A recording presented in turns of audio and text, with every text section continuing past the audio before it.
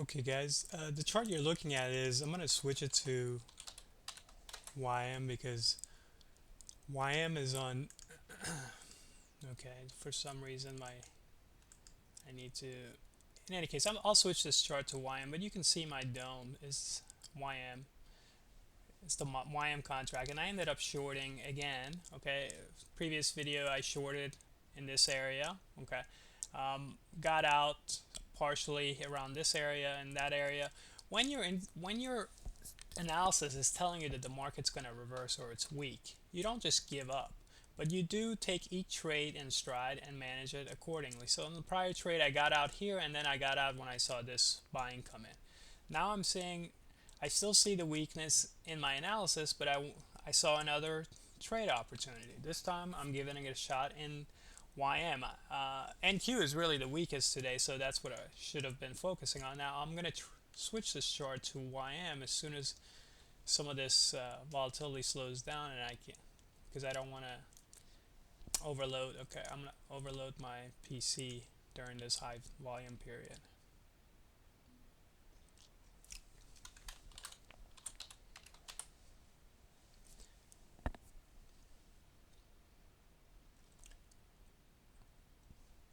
So what we're seeing is these markets are very interconnected, and I index traders, and I just had a responded to an email and mentioned to somebody that as an index trader you really should be in a position where you're willing to trade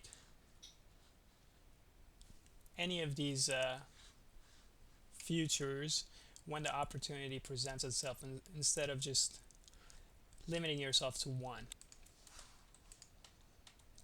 Because when you begin to limit yourself to just one trade, one instrument, you could miss signals or opportunities, I should say. Okay, so we're going to take about half off here on YM, and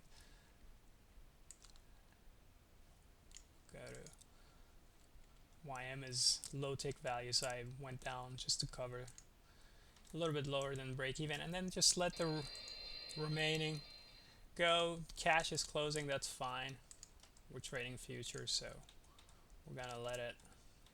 This is a reversal trade, and there's no need to exit here because the market could go even lower.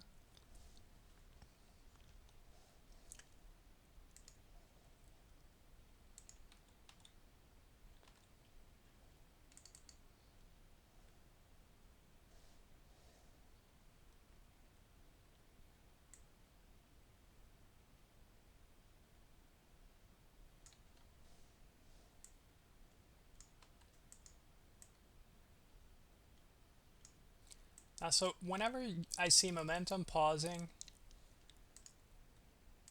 okay, momentum pauses, and there's a possibility for your trade to get to a point where you think it could bounce against you. The first immediate thing for me, the only way I understand price action is price volume and key support and resistance levels. So immediately I begin to look, and of course market internals, I immediately looked for the most recent closest support and resistance levels, and then I manage my trade accordingly based on those support and resistance levels. So I just dropped a line on my YM chart. So guess what? I'm gonna look. I want to see buyers not be able to push above that successfully. As long as they don't do that, I stay with the trade. It's as simple as that.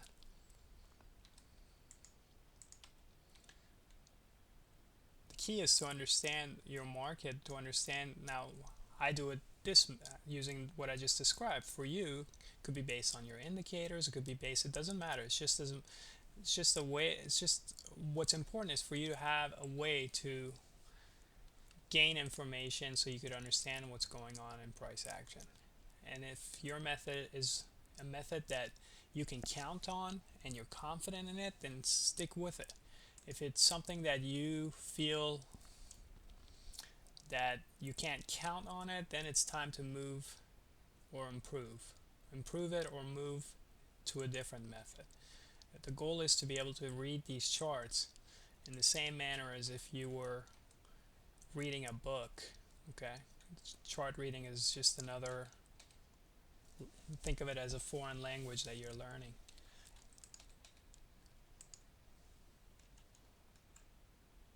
It's just the so you the main problem is that you really can't find good sources to tell you how to learn this language. So a lot of it you either have to do yourself or find a trader that has merit that could teach you what they do, and you could use their knowledge to teach yourself how to read the markets. It's one or the other.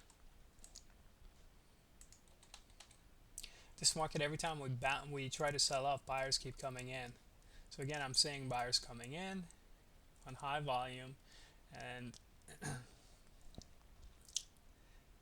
I'm afraid that we're there's a good possibility that we'll push through this area. So what I'm going to do is,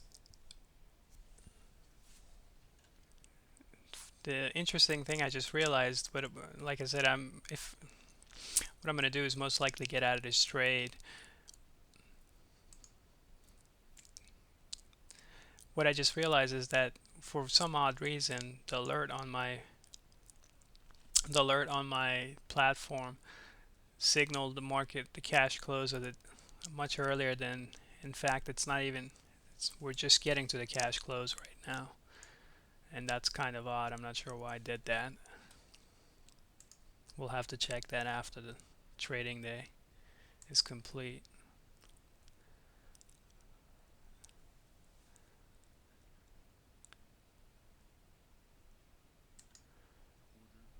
Okay, so I just closed the position, and that's pretty much it. I gave it 2 shots trying to catch some of this drop. Got this on YM, this on part of this on AS. So I'm going to now go, and I'm quite curious to see why that alert went off a lot earlier. So you guys have a good trade, enjoy the rest of your day, and have a good trading day tomorrow. Tomorrow should be a good trading day because there's should be a lot of participants active in the markets. Notice how this interval, I closed my trade before this interval closed. I normally would have waited, and when it closed below this level, I would have stayed with the trade. Okay, um, intrabar was up here. Then as soon as I closed my trade, it closed down to here again. So I would have still stayed with the trade and waited for another test of this low. Now notice this high volume that's coming in this test. We tested down here again. If this closes back up, then that's your signal to get out of the trade, because in other words, buyers came in, bears tested the low again, sellers tested this low again one more time. If they're not if you can't find selling down here, then what's going to happen is, in other words, we didn't continue going, then a lot of other buyers are going to be confident and they'll step right back in and start buying because the test was successful.